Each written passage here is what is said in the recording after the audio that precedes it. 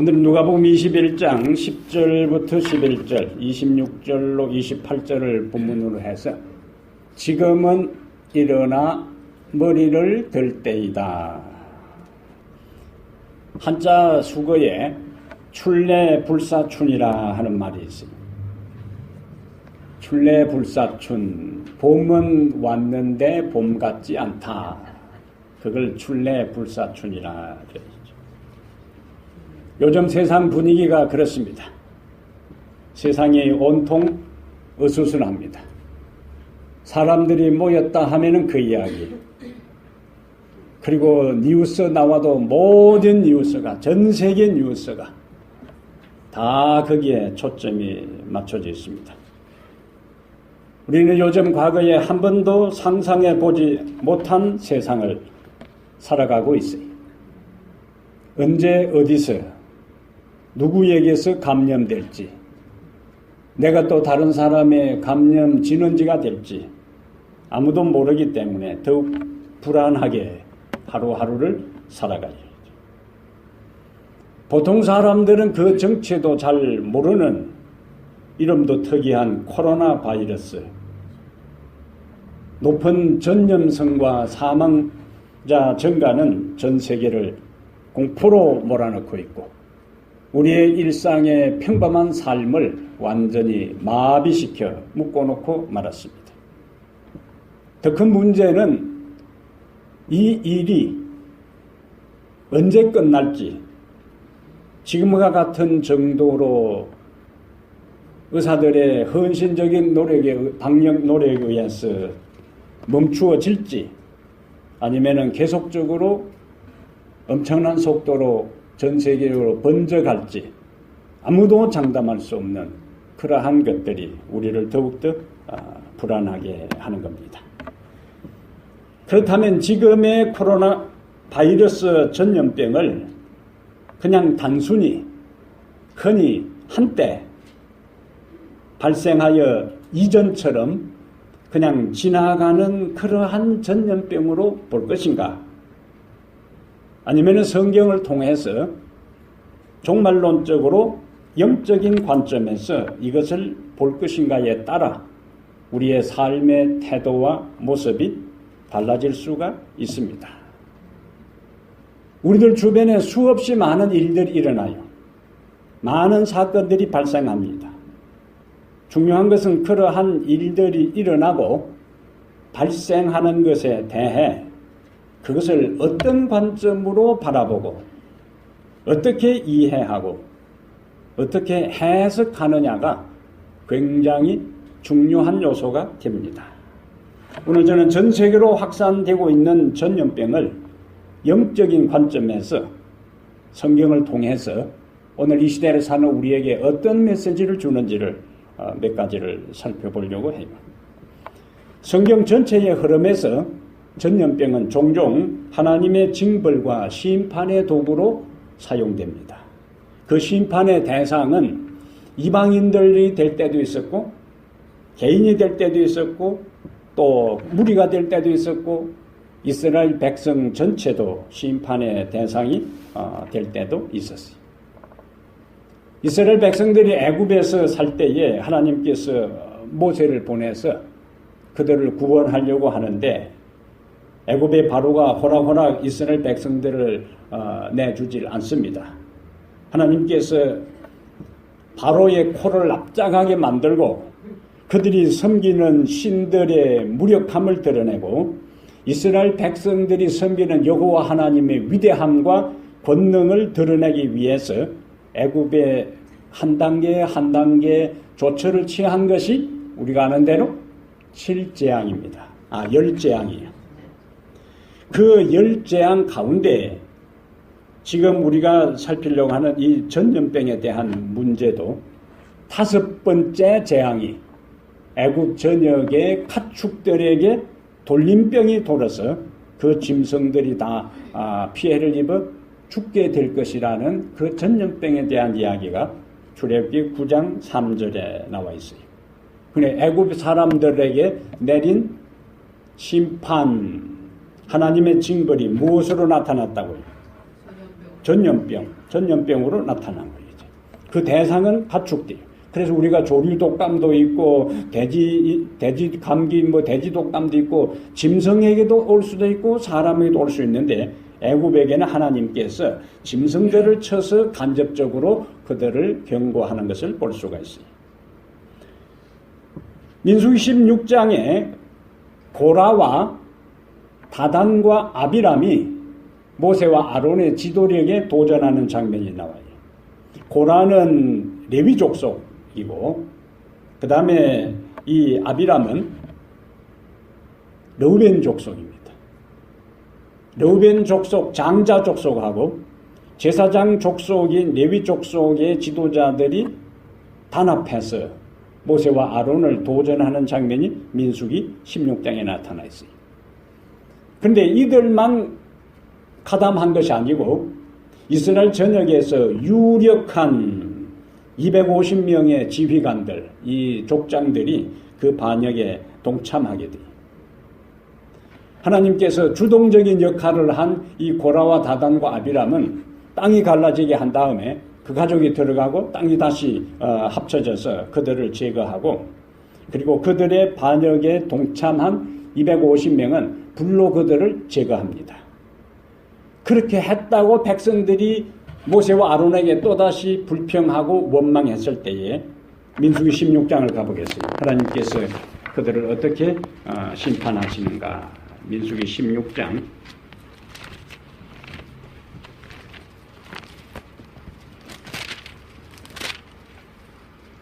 민수기 16장 41절에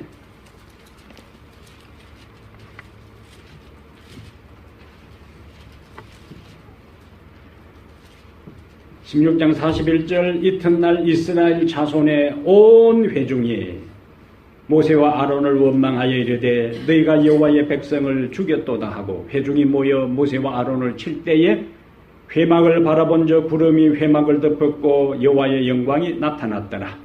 모세와 아론이 회막 앞에 이르매 여호와께서 모세에게 말씀하여 이르시되 너희는 이 회중에게서 떠나라. 내가 순식간에 그들을 멸하려 하노라 하시매 그 두 사람이 엎드리니라. 46절 읽습니다. 이에 모세가 아론에게 이르되 너는 향료를 가져다가 제단의 불을 그곳에 담고 그 위에 향을 피워가지고 급히 회중에게로 가서 그들을 위하여 속죄하라. 여호와께서 진노하셨으므로 연병이 시작되었음이니라 하시니라. 47절에 보면 아론이 모세의 명령을 따라 향로를 가지고 회중에게로 달려간즉 백성 중에 연병이 시작되었는지라. 이에 백성을 위하여 속죄하고 죽은 자와 산 자 사이에 섰을 때에 연병이 그치니라. 고라의 일로 죽은 자 외에 연병에 죽은 자가 14,700명이었더라.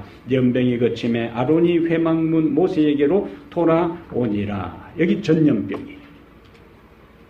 시골 사람들이 욕할 때 꼭 요 말을 쓰는데 네. 그건 아주 무서운 욕이에요. 여러분들 절대 그런 걸 생각도 말아야 돼요. 원래는 시골 사람들이 욕할 때 이런 말을 쓴다 해도 아무 생각이 안 나요. 정상인데 여러분들이 그런 걸 듣고 살아놓으니까 벌써 말을 하잖아요. 여기에 주동적인 사람들도 제거하고 250명의 족장은 불로 하나님께서 심판한 다음에 이스라엘 온 회중이 모세와 아론을 원망할 때는 하나님께서 전염병이 급속하게 진행되게 해서 14,700명이 그것으로 인해서 죽게 되는 일들이 일어났어요. 여기서 전염병은 어떤 의미로 사용된 거예요?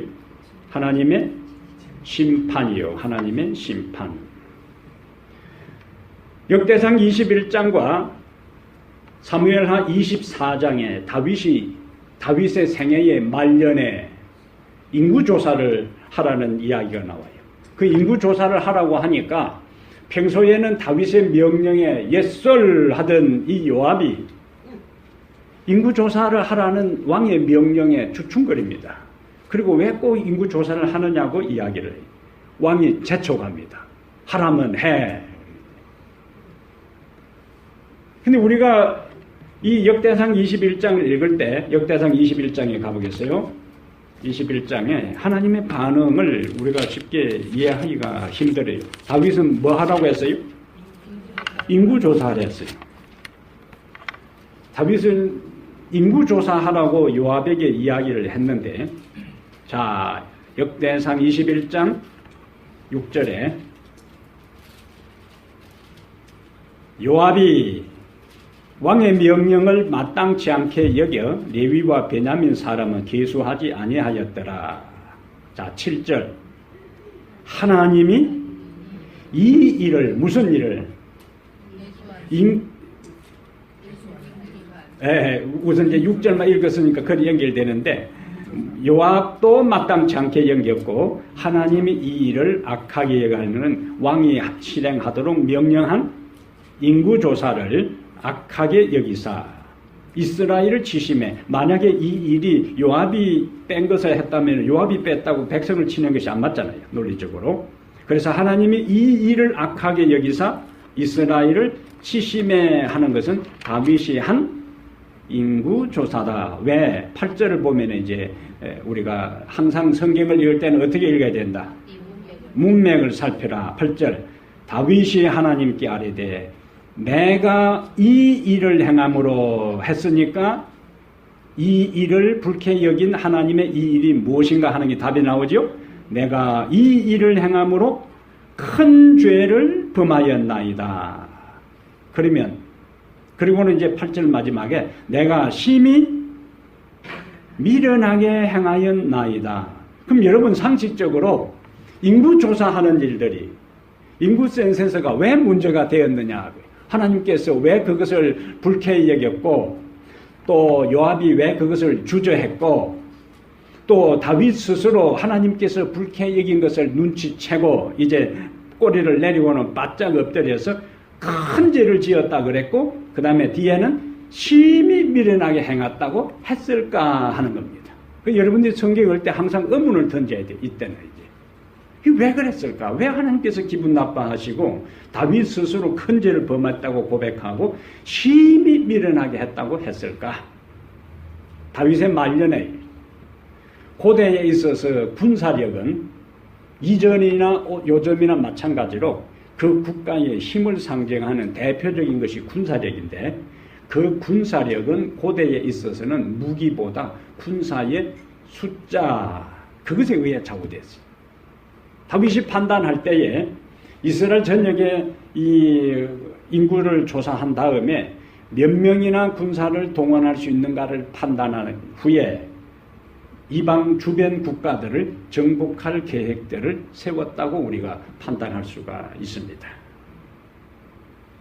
그것은 다윗의 생각 속에 이스라엘의 힘은 어디에서 나온다고요? 다윗의 생각에 군사력에. 근데 실제적으로 지금까지 이스라엘의 모든 역사에서 이스라엘의 번영과 축복과 그 다음에 이방 민족의 침입에서 승리할 수 있는 모든 것은 전적으로 하나님에게 달려 있었어요. 근데 이 다윗의 말년에 하나님에게 번영과 안정과 모든 것이 달려 있는 것을 망각하고 군사력을 통해서 자국을 보호하고 국민들의 안전을 도모하려고 하는 이 시도, 발상, 생각, 아이디어가 하나님의 마음에 들지 않았다는 거예요. 그것은 하나님에 대한 신뢰, 하나님에 대한 믿음, 하나님에 대한 의존에서부터 눈에 보이는 가시적인 군사력으로 그의 이 다윗의 삶의 중심이, 관심이 옮겨가고 있기 때문에 하나님께서 그것을 좋아하지 않았어요. 그래서 하나님께서 갓에게 갓 선지자에게 경고한 대로 그들에게 이스라엘의 재앙이 내리는데, 14절 보겠습니다. 역대상 21장 14절에 이에 여호와께서 이스라엘 백성에게 뭐가 나와요? 전염병을 내리심에 이스라엘 백성 중에서 죽은 자가 7만 명이었더라. 그럼 여기에서 전염병도 어떤 형태로 나타나요? 하나님의 심판 형태로 나타납니다. 그럼 이것을 이미 이와 같은 형태를 하나님께서 모세를 통해서 경고하시는데, 이스라엘 역사에서 하나님께서 당신의 백성들이 범죄할 때에 심판의 도구로 사용하는 3종 세트가 딱 패턴이 있습니다. 그것이 칼과 기근과 전염병이요. 칼은 이방 나라를 동원하는 전쟁이고, 기근은 양식을 통해서, 결핍을 통해서, 그 다음에 전염병이요. 세 가지가 뭐라고요? 칼과 기근과 전염병. 레위기 26장으로 가보겠습니다. 몇 구절을 이제 살펴보고 우리가 적용을 해보겠습니다. 레위기 26장 3종 세트 패턴이 이제 모세를 통해서 말씀하셨고, 그것이 훗날 이스라엘 역사에서 어떻게 나타났는가 하는 것을 보겠어요. 레위기 26장 25절 26장 25절에 내가 뭐가 나와요? 칼을 너희에게로 가져다가 언약을 어긴 원수들을 갚을 것이며, 원수를 갚을 것이며. 자, 칼이 나왔고, 너희가 성읍에 모일지라도 너희 중에 뭐가 나와요? 연병을 보내고 너희를 대적의 손에 넘길 것이며. 연병이 나왔고, 26절에 내가 너희를 의뢰하는 양식을 끊을 때에 열 여인이 한 화덕에서 너희 떡을 구워 저울에 달아주리니 너희가 먹어도 배부르지 아니하리라. 이거는 뭡니까? 기근이요. 그러니까 칼과 전염병과 기근이 나왔습니다. 그것이 훗날 이스라엘 역사에서 이스라엘이 범죄하고 반복해서 곁길로 나갈 때 예레미야 14장에 똑같은 패턴이 이제 나와요. 14장 12절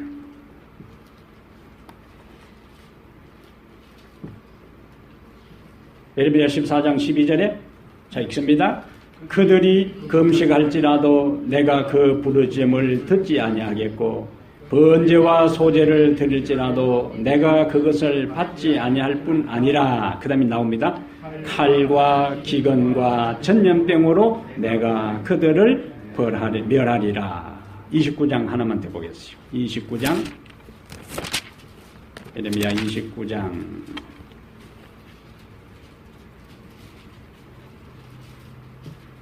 17절 읽습니다. 만군의 여호와께서 이와 같이 말씀하시되 보라 내가 칼과 기근과 전염병을 그들에게 보내어 그들에게 상하여 먹을 수 없는 몹쓸 무화과 같게 하겠고 다시 내가 칼과 기근과 전염병으로 그 뒤를 따르게 하며. 여기도 다시 뭐가 나와요? 칼과 기근과 전염병. 그러니까 전쟁을 통해서 하나님께서 징벌하시고 심판하시고, 기근을 통해서 징벌하시고, 또 전염병으로 심판하신다 하는 것은 이제 확인을 했습니다. 그러면 오늘날 전 세계적으로 번지는 이와 같은 전염병 문제를 우리가 어떤 영적 관점에서 이해할 것인가 하는 것들을 생각을 해 보겠습니다.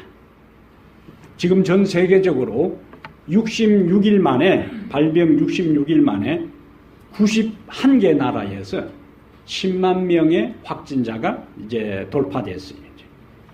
중국이 약 8만 6천 명, 한국이 7천 명을 이제 넘어섰습니다.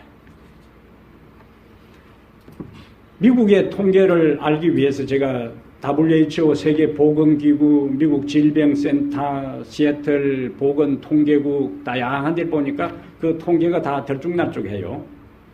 근데 지난 6일 미국 CNN 방송에서 미국 전역 확진자가 228명으로 이제 CNN 방송에서 보고를 했고 15명이 죽었는데 요 북쪽 우리 워싱턴주에서 14명이 죽은 것으로 보도를 했습니다. 그리고 우리가 사는 이 워싱턴주에 미국 전체 228명 중에 워싱턴주에 84명이 확진자가 나왔다는 보도를 이제 하고 있어요. 문제는 지금까지는 서부 쪽에 집중됐는데 뉴욕을 중심으로 해서 워싱턴 DC, 미국 수도도 지금 이제 안전하지 않게 이 방역망이 뚫리고 있는 상황입니다. 워싱턴 DC는 세계 주요 기관들이 밀집해 있는 곳이에요. 여기에 세계 중요 기관들이 워싱턴 DC에 밀집하고 있는데 여기에 방역이 뚫려서 감염되고 폐쇄된다면은 세상은 한 번 더 요동칠 수 있는 위험한 상황으로 지금 상황이 진행되고 있어요. 왜 그러면은 바이러스가 전 세계적으로 번져가고 있을까? 어디에서부터 생겼을까? 여기에 온갖 음모론이 난무합니다. 중국의 우한시에 있는 중국의 그 바이러스 연구소에서 어떤 데는 실수로 나왔다고 하는 사람도 있고 어떤 사람들은 의도적으로 그것을 퍼뜨려 효과적으로 중국 사람들을 통제하기 위한 수단으로 퍼뜨렸다는 사람들도 있고 그 다음에 미국의 제약회사하고 정보당국이 합작해서 바이러스를 유출시킨 다음 그 바이러스 백신을 미국이 제약회사가 독점하게 한 다음 중국의 경제를 붕괴시키고 그 다음에 전 세계 이 제약회사가 독점해서 수입을 늘리려고 한다는 온갖 음모론들이 난무하고 있습니다. 대부분 그것이 어디서 나오냐? 유튜브에서 나와요. 유튜브의 특징은 클릭해서 보는 시청자에 따라서 돈이 나오기 때문에 수많은 수백 개의 유튜브 중에서 관심을 끌려면은 쇼킹한 뉴스를 거기다가 해야만이 사람들이 그것을 클릭을 해서 돈이 올라가는 거예요. 그런 뉴스들이 무분별한 뉴스들이 지금 번지고 있는데 지금까지 알려진 대로는 발생 지역이 중국의 우한시라는 것이 공통적인 이야기입니다. 그러면 우리가 던져야 될 질문은 왜 하필이면은 우한시인가? 이것이 하나님의 심판이라는 관점에서 오늘 연결시켜 보려고 하는 주제가 되는 거죠. 중국이 우리가 아는 대로 야생동물을 무분별하게 먹는 것과 그러한 잘못된 식문화와 바이러스 발생과 재림교회의 건강기별에 대한 것들은 다음 안식일에 자세하게 말씀을 나누려고 해요. 오늘은 하나님의 심판과 관계해서 우한시에 대한 걸 좀 살펴보려고 합니다. 2019년 작년부터 시진핑은 기독교 개통에 대한 대대적인 그 강압 정책을 실시했는데 종교 사무 조례라 하는 것을 작년에 이제 발표를 했어요. 종교 사무 조례라는 것을 발표하고 기독교하고 천주교 가정교회에 대해 탄압할 수 있는 법률적인 근거를 마련을 했습니다. 그래서 정부의 지도와 정책에 따르지 않는 교회는 문을 닫게 하고 선교사를 추방하고 입국을 거부하고 그 다음에 비자를 연장하는 것을 불허하고 공산당 사상과 조금이라도 반대되는 설교를 하면은 그 목사는 감금하고 그 교회는 폐쇄하는 강공책을 실시를 했는데 그 첫 케이스로 시작한 도시가 우한시입니다.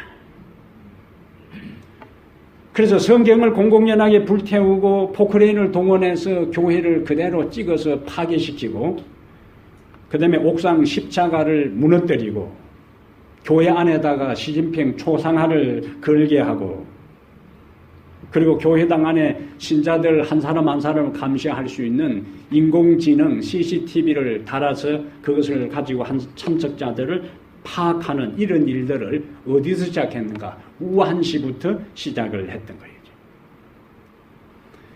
1월 27일 대만 중앙통신은 최초의 바이러스 감염되어 사망한 사람이 누구인가를 대만 중앙통신은 1월 27일 날 발표를 그 신문기사에 기록을 했는데 우한시 민족종교사무위원회 주임 왕센양이라는 사람이 최초의 사망자인데 이 사람이 바로 우한시 종교 박해 책임자였다 하는 이야기입니다.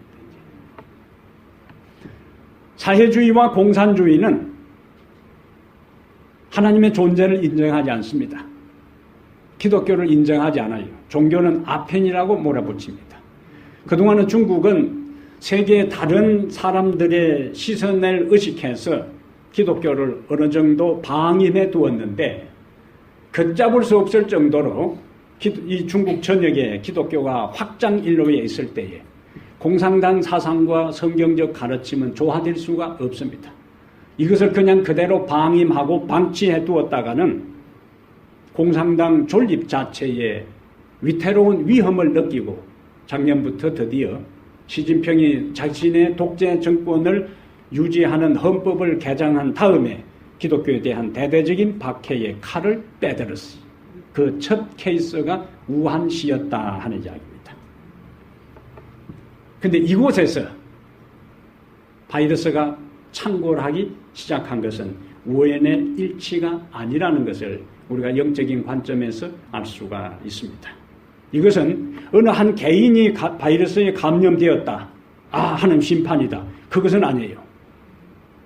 전체적인 흐름 속에서 하나님께서 일들을 이루신다고 봐야지. 어떤 사람이 사고가 나고 어떤 사람이 바이러스 감염됐으니까 저 사람 심판받았네. 그것은 극단적인 결론입니다. 함부로 우리는 그렇게 생각하지 말아야 돼요. 왜냐하면 진실한 사람도 사고당해 죽을 수 있고 질병으로 죽을 수도 있고 악인도 죽을 때까지 전혀 병들지도 않고 건강하고 자자손손 잘 사는 사람들도 있어요. 우리는 최종적인 결론을 보고 하나님 입장에서 봐야지 눈앞에 있는 한 사건만을 보고 그 사람의 신앙과 믿음 여부에 대한 것을 판단하지 말아야 합니다. 그래서 우리가 굉장히 주의를 해야 될 요소예요. 저는 최근에 일어나는 이와 같은 상황을 보면서 그동안 인간들이 너무 하나님 앞에 기고만장했다. 첨단 과학시대, 의학의 발달에서 인간의 의술의 발달로 인해서 이제는 인간 수명 120세를 넘보기 위해서 신의 도움, 하나님을 믿음으로 영생의 길에 들어서가는 게 아니라 인간의 힘과 노력에 의해서 그 장수시대에 있어서 인간은 자신만만했어요. 암을 정복할 때는 얼마 남지 않았다. 인간 유전자 지도를 이제 게놈 프로젝트를 해독했기 때문에 어느 유전자에 문제가 있는지를 미리 점검해서 그 유전자를 체인지하면은 병들지 않고 살 수 있는 시대가 도래할 수 있다고 자신만만했어요. 그런데 지금 끊임없이 변종 바이러스가 생기는데 사람들이 백신을 개발해서 투여하는 것보다 그 백신에 보다 더 앞서 나가는 것이 바이러스 변종들이에요. 지금과 같은 상황들은 아무리 의학이 발달하고 최고의 의술을 자랑한다 할지라도 현미경으로 들여다봐야 보이는 그 바이러스 때문에 전 세계의 모든 것이 마비될 정도에 대한 것 통해서 하나님께서 인류에게 전하는 강력한 메시지가 있다는 거예요. 너무 하나님 앞에 금방 떨지 말라는 거예요. 교만하지 말라는 거예요. 자만하지 말라는 거예요. 겸손하게 살아계신 하나님의 능력을 받아들이고 그분을 신뢰하고 믿음의 길을 걸어가도록 전 세계를 향해서 하나님께서 강력한 경고의 기별을 돌아오도록 하는 자비의 메시지를 전하고 있는 것으로 볼 수가 있습니다. 엘렌 G. 화이트는 1902년에 이런 메시지를 전했어요. 1902년에 엘렌 G. 화이트는 하나님께서 이러한 재난을 허락하시는 데는 목적이 있다. 어떤 목적인가? 그것은 남녀들로 제 정신이 들도록 하시는 한 가지 방편이다. 자연계의 기이한 일들을 통하여 하나님께서는 의심하는 인간 대리자들에게 당신의 말씀에서 분명하게 계시해 놓으신 것을 드러내실 것이다. 그렇다면 이러한 혼란의 때에 하나님을 믿는 우리들은 그러면 어떻게 해야 하느냐? 역대하 6장 28절로 가보겠습니다. 역대하 6장 28절. 솔로몬은 성전을 봉헌하면서 하나님 앞에 엎드려 이런 기도를 드립니다.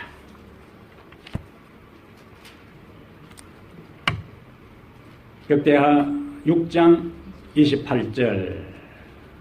자, 솔로몬이 봉헌 기도를 드릴 때에 그가 드린 기도의 내용이요.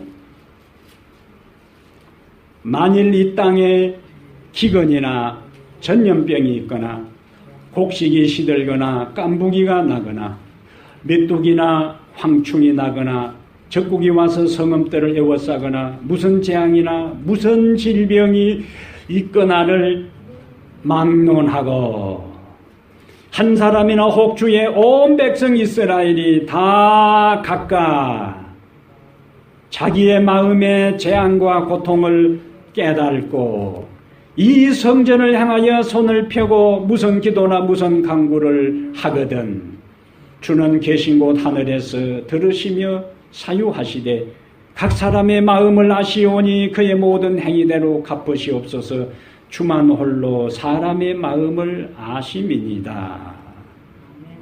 자, 하나 더 보겠어요. 7장 13절 14절. 이러한 혼란의 때에 우리 하나님의 백성들은 어떻게 해야 되는가? 13절 14절 보겠어요. 홍내가 시작. 홍내가 하늘을 닫고 비를 내리지 아니하거나 홍미뚜기들에게 토산을 돈먹게 하거나 혹 전염병이 내 백성 가운데에 유행하게 할 때에 내 이름으로 일컫는 내 백성이 그들의 약한 길에서 떠나 스스로 낮추고 기도하여 내 얼굴을 찾으면 내가 하늘에서 듣고 그들의 죄를 사하고 그들의 땅을 고칠지라. 이 말씀 믿으시면 아멘. 하나님의 백성이 자신을 살피라 그거예요. 악한 길에서 떠나라 그거예요. 자신을 낮추라는 말씀이에요. 그리고 하나님께 기도하라는 이야기, 하나님을 찾으라는 이야기. 지금은 우리가 우리의 모든 악한 길에서 떠나야 할 때예요. 지금은 우리가 스스로 자신을 겸손하게 낮춰야 할 때입니다. 지금은 우리가 스스로 하나님 앞에 기도하며 얼굴을 찾아야 할 때입니다. 그러면 하나님께서 이 민족 우리의 기도를 들어주신다고 말씀했어요. 그러면서 우리에게 위대한 보장의 약속을 해주시는데 저는 요즘 매일 한 번씩 시편 91편을 읽습니다. 시편 91편은 이러한 두렵고 떨리고 혼란한 시대에 불안한 시대에 사는 우리에게 하나님께서 결정적으로 주시는 말씀이 시편 91편이요. 자, 91편 보겠습니다. 말씀 한마디 한마디를 천천히 현재 우리가 처해 있는 상황을 생각하면서 말씀을 보겠어요. 지존자의 시작. 지존자의 은밀한 곳에 거주하며 전능자의 그늘 아래에 사는 자여, 나는 여호와를 향하여 말하기를 그는 나의 피난처요 나의 요새요 내가 의뢰하는 하나님이라 하리니 이는 그가 너를 새 사냥꾼의 올무에서와 심한 전염병에서 건지실 것이미로다. 그가 너를 그의 깃으로 덮으시리니 네가 그의 날개 아래에 피하리로다. 그의 진실함은 방패와 손방패가 되시나니 너는 밤에 찾아오는 공포와 낮에 날아오는 화살과 어두울 때 퍼지는 전염병과 밝을 때 찾아오는 재앙을 두려워하지 아니하리로다. 1000명이 내 왼쪽에서 10,000명이 내 오른쪽에서 엎드러지나 이 재앙이 내게 가까이 하지 못하리로다. 아멘. 하나님께서 우리에게 주시는 위대한 약속이요. 하나님께서 우리에게 주시는 위대한 약속입니다. 그 다음에 14절부터 16절 다시 하나님이 시작. 하나님이 이르시되 그가 나를 사랑한 적 내가 그를 건지리라. 그가 내 이름을 안 적 내가 그를 높이리라. 그가 내게 간구하리니 내가 그에게 응답하리라. 그들이 환난 당할 때에 내가 그와 함께하여 그를 건지고 영화롭게 하리라. 내가 그를 장수하게 함으로 그를 만족하게 하며 나의 구원을 그에게 보이리라 하시도다. 아멘. 이 말씀을 자주 읽고 묵상하게 되기를 바랍니다. 우리의 면역력의 100% 중에서 70%는 장에서 면역력이 결정돼요. 그 다음에 나머지 30%는 우리의 마음입니다. 장에서 일어나는 그 일마저도 우리의 마음이 어떤 상태에 있을 때에 장에 유익균이 성장할 수 있고 유해균이 성장할 수 있어요. 그 모든 판가름은 우리의 생활 습관과 우리의 마음 상태에 의해서 우리 장의 상태가 결정됩니다. 그래서 시편 91편을 우리가 열심히 읽고 묵상하고 이러한 재앙의 때에도 하나님께서 하나님의 백성들을 보호하시고 지키시고 인도하신다는 긍정적인 믿음과 확신과 마음을 가지고 살아갈 때 우리의 몸의 면역력도 강해져서 아무리 전염병이 창궐한다 할지라도 우리는 건강하게 하나님 안에서 살아갈 수 있는 축복의 주인공들이 될 수가 있습니다. 두 번째 전염병의 이와 같은 상황은 무엇을 우리에게 시사해 주고 있는가? 재림의 징조 중에 하나입니다. 오늘 말씀의 본문으로 가보겠습니다. 누가복음 21장. 창궐하는 전염병은 하나님의 심판임과 동시에 오늘 본문에서는 예수님의 재림의 징조의 결정적인 하나로 말씀을 하고 있습니다. 성경에 결정적으로 예수님의 종말적 징조에 대한 것들이 마태복음 24장에 나오고 마가복음 13장에 나오고 누가복음 21장에 나오는데 누가복음 21장에 11절 곳곳에 특정한 지역이 아니라 그거예요. 우리나라는 원래 지진대가 아닌데 한국에 지진 자주 일어나요. 그래서 지진은 지금 온 세계에 가릴 것 없이 나타납니다. 곳곳에 큰 지진과 기근과 그다음 뭐가 있어요? 전염병이 있겠고 기근과 전염병이 있겠고 여기에 예수님께서 마지막 시대의 징조 중에 하나로 지진과 기근과 뭘 언급했어요? 전염병을 언급했어요. 그 마태복음 24장과 마가복음 13장과 누가복음 21장에 나오는 이 징조의 역할이 뭐냐? 다양한 징조들이 있는데 그것은 우리가 지금 다룰 시간이 없고 이 징조들은 우리의 재림의 소망과 믿음을 고취시키는 역할을 하는 거예요. 그런 징조를 보면서 세상이 종말을 향해서 가고 있구나.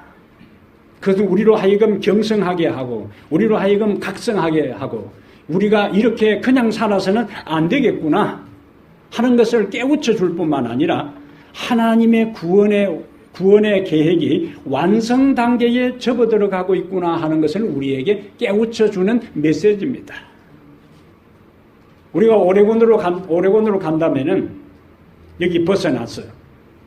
올림피아를 통과하면은 레이스를 통과하면은 이제 오레곤에 좀 더 가까워지는구나. 중간에 또 몇 킬로 남았다 또 다른 사인을 보면은 우리가 조금 더 가까워지는구나.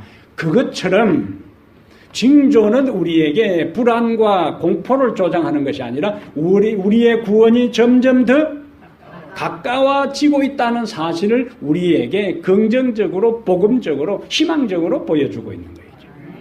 그래서 로마서 13장 11절과 12절에 우리의 구원이 처음 믿을 때보다 더 가까워졌다 그렇게 합니다. 하루가 지나면은 우리가 구원 얻을 수 있는 날이 더 가까워지는 거예요. 또 하루가 지나면 우리의 죽을 날이 가까워졌다고 생각하지 말고 예수님 앞에 우리가 구원받을 날이 가까워졌다고 생각해요. 가는 세월 아쉬워하고 탓하지 말고 그것은 탓한다고 아쉬워한다고 오는 백발 우리가 막을 수가 없어요. 제 머리 휘어진 거 보세요. 제가 올 때만 해도 일 안 했는데 벌써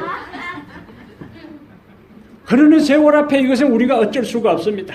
어쩔 수 없는 것에 신경 써서 아쉬워하는 대신에 하루가 지나면은 내가 예수님 앞에 가까이 갈 날이 다가오고 있구나 이렇게 생각하시는 거죠.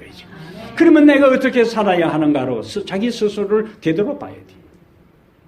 하나님께서는 절대로 일방적으로 당신의 시간표에 의해서 세상 역사를 주도하지 않습니다. 인간에게 끊임없이 시간표를 말씀해 주시고 그 시간표가 진행될 때마다 우리에게 사인을 보내주시고 노아 홍수가 일어날 때 하나님께서 갑자기 홍수를 보내지 않았어요. 110년이라는 은혜의 기간을 주고 준비할 수 있는 기회를 주었어요. 문을 열어놓고 기다렸어요. 그런데 우리는 성경을 읽을 때에 노아의 8가족 외에는 아무도 들어가지 않았는데 그런데 누가 들어갔는가?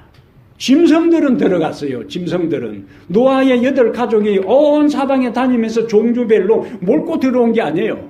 하나님께서 그들에게 사인을 보냈을 때에 다 짝을 지어서 줄을 지어서 질서정연하게 방주로 들어간 것은 사람들이 어떤 사람들의 이야기할 때 짐승맛도 못하다고 하는 표현을 그때 쓰는 거예요. 예? 짐승들은 하나님의 메시지에 반응했어요. 그러나 사람들은 반응하지 않았습니다. 지진이 날 때 징조가 있어요. 그런데 그 징조는 사람이 만든 지진계보다 누가 더 먼저 포착하는가? 일반 동물들과 고기들과 깨구리들과 이런 조류들이 먼저 포착해요. 그것은 그들은 죄를 범하지 아니했기 때문에 더 하나님의 창조의 신호에 민감하게 더 예민하게 반응하는 거예요. 그래서 그들은 이미 움직이는 거예요. 제가 한국에 있을 때에 이 땅꾼 뱀 잡는 사람하고 이야기를 좀 이야기를 나눈 적이 있어요. 당신은 어떻게 다니면서 뱀을 잡느냐니까. 아니, 뱀이 어디 있는 줄 알고 막 그리 다니겠어요. 그래가지고는 뱀 한 마리도 못 해요. 뱀 꼬리도 구경을 못 하는 거예요. 이 사람이 장마가 오기 전에 산을 딱 보고 8부 능선 쪽으로 뱀들이 대부분 그전에는 이게 이 수분이 좀 있어야 되니까, 습기가 있어야 되니까 물가에 뱀들이 있다가 장마가 오기 전에 이 뱀들이 다 어디로 가냐면 산 쪽으로 올라간다 그래요. 그래서 딱 멀리 보고 조지점해서 그 지역을 이제 더듬어서 잡는다. 뱀들이 무슨 재주로 그걸 장마가 오는 걸 알고, 왜냐면 장마가 오면은 물이 범람해서 자기들이 있는 지역이 다 휩쓸려 가면은 죽으니까 장마가 오기 전에 다 이 또랑이나 물 옆에 있던 뱀들이 산으로 기어 올라간다는 거예요. 하나님이 창조할 때 준 그 모든 센서가 작동하고 있기 때문에 그런 거예요. 사람들은 죄를 반복해서 범함으로 인해서 그 센서가 망가진 거예요. 2004년에 이 동남아의 쓰나미가 휩쓸려 가서 20여만 명이 죽었는데, 태국의 푸켓 거기에 영국의 한 가족이 휴가를 왔는데 10살짜리 딸아이가 갑자기 바닷가에 있다가 그냥 소리를 지르면서 엄마한테 쫓아왔어요. 해일이 일어난다고. 그런데 그때는 물이 쫙 빠져나갈 때입니다. 물이 딱 빠져나가니까, 물이 막 급하게 빠져나가니까 고기도 미처 못 따라가고 그 바다에 고기들이 절비하고, 그 다음에 조개 종류들이 있으니까 사람들이 웬 떡이나가 아니라 웬 고기나 하고 그거 죽기에 바쁠 때 이 소녀는 그냥 까무라치시 놀래가지고 엄마한테 달려간 거예요. 이 호텔에 있는 엄마한테 쫓아간 거예요. 바닷가에 조개 죽고 놀다가 엄마 조금 있으면 해일이 온다고. 쓰나미가 몰려올 것이라고. 그러니까 엄마가 진정시키고 물어보니까 휴가 오기 2주 전에 학교 지리 시간에 배운 것이 뭐냐면 쓰나미의 특징이요. 쓰나미가 몰려오기 전에 일단 바닷물이 쫙 빠져나가는 거라지. 밀물, 썰물, 평소에 리듬 사이클하고 상관없이 갑자기 물이 빠져나가면 곧 쓰나미가 몰려온다는 걸 이 아이가 배웠기 때문에 엄마한테 이야기를 하고, 엄마가 호텔에 이야기를 하고 방송을 하고 해서 그 지역에 있는 해변에 있는 사람들은 다 안전지대로 도망을 가서 도피해서 한 사람도 죽질 않은 거예요. 이 아이는 배운 것을 통해 그 징조를 뭐예요? 파악할 수 있었어요. 살아남았던 거예요. 오늘 우리는 하나님께서 주신 예민한 지각력을 사용해서, 분별력을 사용해서 이 시대적 상황에 있어서 이것이 무엇을 의미하는지를 깨닫고 대처하고 다른 사람에게 경고하면서 우리도 살고 다른 사람도 살릴 수 있는 준비의 길에 들어서야 할 것입니다. 반복해서 노아가 경고하고 경고해도 듣지 않다가 드디어 하나님의 천사에 의해서 방주의 문이 닫히고 일주일 후에 비가 쏟아졌을 때에 그때사 비로소 사람들이 모이죠. 중신이 들었던 거예요. 아, 노아 말이 맞구나. 그럼 어디로 쫓아갔겠어요? 방주가 놓여 있는 그 언덕으로 가서 너도 나도 방주문을 두들기면서 지금이라도 문 열어주면 진짜 당신 시키는 대로 하겠고 하나님 진짜 확실하게 믿겠다고 하지만 이미 때는 늦었어요. 그리고는 이제 그 당시 존재했던 높은 언덕으로 너도나도 올라갈 때 사방에서 흙탕물이 점점 넘실대면서 뱀의 혀처럼 날름거리면서 자기들이 마지막 서 있는 그 은신처로 몰려올 때 그들은 무엇을 마지막 생각했을까요? 등한히 여겼던 기회입니다. 지금이라도, 지금 경고를 하면, 지금 호소하면, 지금 들어오라고 하면은 들어갈 텐데, 그러나 때는 늦었습니다. 때는 늦었어요. 오늘 하나님께서 우리에게 이 시대적 상황에서 우리에게 경고의 기별을 전하고 있을 때 우리의 신앙의 삶을 우리는 철저하게 점검해 보아야 되는 겁니다. 각시대 대장터 590페이지에 사단은 치명적 병의 독을 공중에 뿌림으로 수많은 사람들이 질병으로 죽게 한다. 이러한 일은 점점 더 빈번하고 비참해진다. 멸망이 사람과 짐승에게 똑같이 엄습한다. 마지막 시대에 일어날 일들에 대한 경고의 메시지입니다. 예수님이 이러한 말씀을 하시면서 누가복음 21장 우리에게 이렇게 말씀합니다. 26절에 34절부터 보겠어요. 누가복음 21장 34절 어떻게 해야 되는가? 너희는 스스로 조심하라. 그렇지 않으면 방탕함과 술 취함과 방탕한 술 취함 우리하고는 해당되지 않을 수 있어요. 그러나 생활의 염려로 마음이 둔하여지고 뜻밖의 그날이 득과 같이 너희에게 임하리라. 이날은 온 지구상에 거하는 모든 사람에게 임하리라. 이러므로 너희는 장차올 이 모든 일을 능히 피하고 인자 앞에서도록 항상 기도하며 깨어 있으라. 창세기 19장에 멸망의 천사가 소돔 고모라 성을 방문하고 롯에게 이야기했을 때 롯이 그의 딸들과 정혼한 사비들에게 가서 곧 이 소돔 고모라 성이 멸망할 테니까 피하여 멸망을 피하라고 이야기했을 때 롯의 딸들과 정혼한 사위들이 롯의 말을 농담으로 여겼더라. 성경은 그렇게 기록하고 있습니다. 근데 그 얼마 후에 그날 밤이 지나고 롯의 가족들이 롯과 아내가 그 소돔 고모라 성을 급히 천사들의 손에 끌려 빠져나올 때에 하늘로부터 유황불이 내려서 소돔 고모라 성을 완전히 초토화시키고 말았습니다. 농담으로 여겼던 그 사람들, 그 소돔성이 멸망함과 동시에 비극적 주인공들이 되고 말았습니다.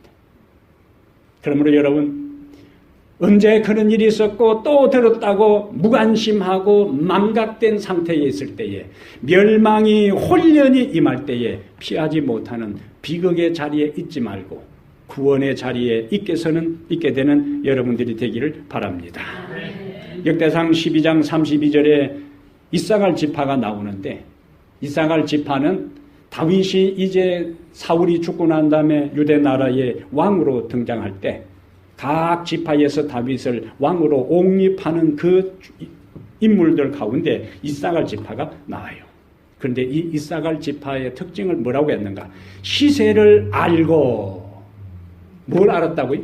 시세를 알고 역대상 12장 32절에 이사갈 지파의 특징은 시세를 알고 이스라엘이 마땅히 행할 것을 아는 우두머리가 200명이라 그랬습니다. 제7안식일 예수 재림 교인들은 어떤 사람이 되어야 되는가? 시세를 아는 사람들이 되어야 합니다. 이 시대가 지금 어떤 시대인지 징조를 알고 이 시대가 지금 어디쯤 와 있는지 우리는 지금 어디로 흘러가고 있는지 역사의 방향이 어디인지 마지막이 얼마나 가까웠는지 아는 사람 이사갈 hen대의 이사갈 지파가 되어야 할 것입니다. 그리고 마땅히 행할 길을 알아야 돼. 이러한 시대적 상황에서 내가 어떻게 살아야 할 것인가 하는 것을 내가 영적으로 어떻게 내 자신을 다시 추스려야 할지를 되돌아보는 그러한 사람들이 hen대의 이사갈 지파인 것입니다. 현재의 상황이 예사롭지 않습니다. 전염병 하나로 전 세계가 이렇게 야단법석을 떠는 죄가 없습니다. 그것은 한 지역으로 국한된 문제였고 한 나라에 국한된 문제였는데 지금은 전 세계적으로 초유의 상황으로 접어드는 것은 어쩌면 이것이 그냥 지나갈 수도 있고 어쩌면 이것이 우리가 상상할 수도 없는 더 급박한 상황으로 전개될 수도 있어요. 중요한 것은 안정되면 좋고 안정되지 않으면 준비되지 않은 자에게는 치명적인 것이 될 수 있기 때문에 이러한 시대적 상황에 지금까지 나의 신앙생활과 일상의 삶의 모든 것들을 처음부터 하나하나 낱낱이 점검한다. 내가 이 급박한 심각한 이 세상 속에서 내가 어떻게 살아야 할 것인가에 대해서 다시 한번 진지하게 자기의 영적 삶을 점검하는 기회로 삼게 되기를 바랍니다. 지나가도 손해볼 것 없어요. 그러나 예사로 생각하고 또 지나가겠지 하고 방심하다가 상상치도 못한 엄청난 일들이 쓰나미처럼 우리의 삶에 밀려들어올 때에 그때는 이미 방주문이 닫힌 다음에 준비할 수 있는 기회가 없기 때문에 지금이 정신을 차려야 되고 지금이 깨어 기도해야 될 때고 지금이 눈을 들어 하늘을 바라봐야 될 엄숙한 시점을 깨닫고 다시 한번 하나님 앞에 눈을 들어 하늘을 바라보며 새롭게 신앙의 삶을 출발하게 되기를 주의 이름으로 축복합니다. 하나님 우리 아버지,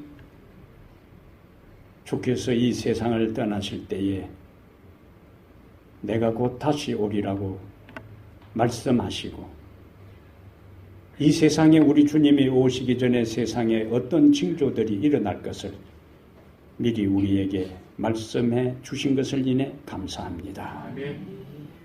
그러한 징조들을 바라볼 때마다 주님의 약속이 확실하고 역사는 끝날을 향해서 가고 있고 세상은 종말을 향하여 치닫고 있음을 우리에게 각성하게 하고 깨닫게 하시는 징조를 주신 것을 감사합니다. 또 한편으로 그러한 징조를 바라볼 때마다 우리의 구원이 처음 믿을 때보다 가까워졌고 밤이 깊고 낮이와 가까웠으니 그러므로 어둠의 이를 벗고 빛의 갑옷을 입으라는 경고에 귀 기울일 수 있도록 우리를 깨우쳐 주시니 감사합니다.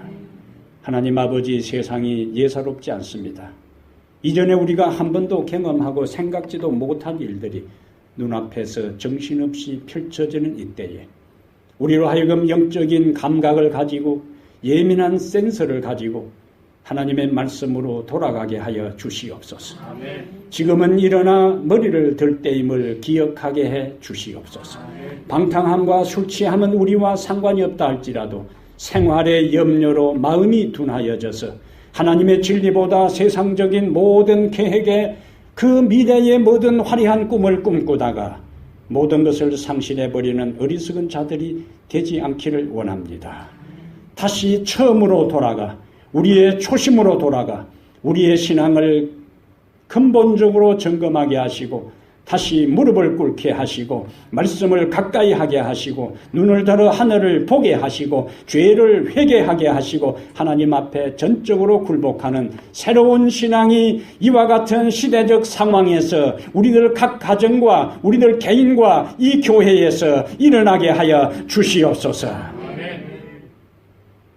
반복되는 무시와 무관심이 파멸로 가는 지름길임을 엄숙하게 기억하고 예민하게 말씀하시는 주의 음성에 귀 기울여 하나님의 말씀 앞에 새롭게 자신을 추스려 주 앞에 당당하게 살아갈 수 있는 믿음의 용사들 되게 하옵소서. 우리 성도들의 가정을 모든 질병과 사고로부터 지켜 주시옵소서. 우리의 자녀들의 가정과 모든 권속들을 지켜 주시옵소서. 천인이 내 곁에서 만인이 내 옆에서 엎드려지나 이 재앙이 내게 가까이 하지 못하리라고 약속하신 약속을 전적으로 받아들이며 두려워 떨지 않게 하시고 공포에 사로잡히지 않게 하시고 염려하지 않게 하시며 하나님의 보호와 그분의 날개 아래 거함에 대해 안심하고 기뻐하고 감사하며 당당하게 살아가는 성도들 되게 하여 주시옵소서. 우리의 나라 대한민국이 어려운 가운데 있습니다. 지역적으로 더 큰 어려운 가운데 있는 나라 지역도 있습니다. 하나님 아버지, 어리석은 위정자들에게 올바른 분별력을 주시고 백성들을 올바로 인도할 수 있도록 통치력을 허락하여 주시옵소서. 고통받는 우리의 동족들에게 하나님 위로하시고 용기를 주시며 이 모든 고통의 때도 지나갈 수 있음을 알고 서로 위로하고 격려하면서 이 환난의 때를 극복하도록 자비를 베풀어 주시옵소서. 이제 또다시 우리는 교회의 여러 가지 일들을 다 생략하고 또 우리의 삶의 처소로 돌아가야 할 때입니다. 이러한 때에 우리의 믿음이 흔들리지 않게 하시며 오히려 더 개인적으로 단단해져서 더 큰 믿음의 도약이 이루어지는 전화위복의 기회가 되게 해 주옵소서. 우리 주 예수님 이름으로 기도하옵나이다. 아멘.